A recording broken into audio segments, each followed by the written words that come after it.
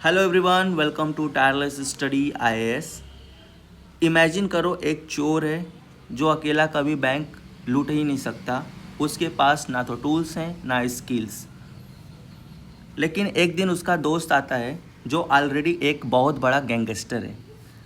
उसके पास सारे टूल्स और कनेक्शंस हैं। अब दोनों मिलकर बैंक का सफाया कर देते हैं। बस दोस्तों, ये कहानी है हेपेटाइटिस डी वायरस और हेपेटाइटिस बी वायरस की। हेपेटाइटिस डी एक सीरियस लीवर इन्फेक्शन है जो हेपेटाइटिस डी वायरस से होता है, लेकिन यह एक इनकॉम्पिटेंट वायरस है। अपना रेप्लिकेशन खुद नहीं कर सकता। इसको हेपेटाइटिस बी वायरस की ज़रूरत होती है ताकि ये मल्टीप्लाई हो सके। याद रखो,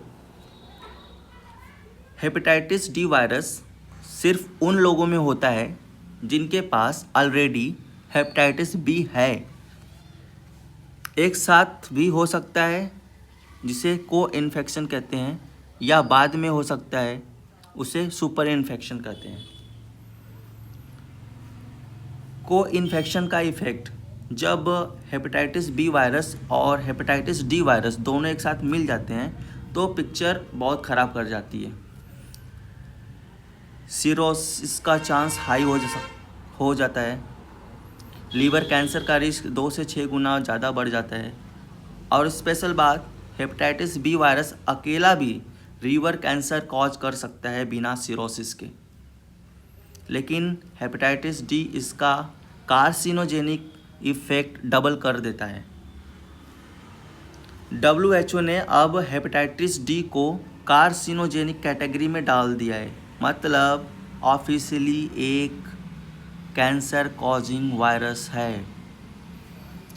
अब इसके ट्रांसमिशन पर देखते हैं कैसे फैलता है। स्प्रेड का तरीका हेपेटाइटिस बी और हेपेटाइटिस सी वायरस जैसा ही है, जैसे कि parenteral route injection, blood transfusion, but mother to child transmission, sexual contact, तो unsafe injection, unscreened blood transfusion और अनसेफ सेक्स से बचो।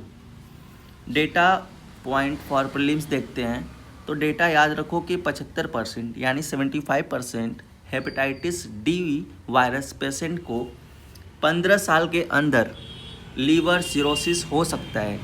और जो सिर्फ हेपेटाइटिस बी वायरस वाले पेशेंट हैं उनका कैंसर रिस्क हेपेटाइटिस डी वाले वायरस वाले पेशेंट से 50% कम होता है। तो चलिए इसके डायग्नोसिस पर भी नज़र डाल लेते हैं। Hepatitis D virus RNA test से कन्फर्म होता है। ये वायरस का आरएनए या एंटीबॉडीज डिटेक्ट करता है। इसका प्रिवेंशन है, सबसे बड़ी प्रिवेंशन स्ट्रेटजी क्या है? Universal hepatitis B vaccine. क्योंकि जब हेपेटाइटिस बी वायरस नहीं होगा तो हेपेटाइटिस डी वायरस फेल हो जाएगा। साथ में सेफ ब्लड बैंक प्रैक्टिस की ज़रूरत है, सेफ सेक्स की ज़रूरत है, नीडल शेयरिंग को अवॉइड करने की ज़रूरत है,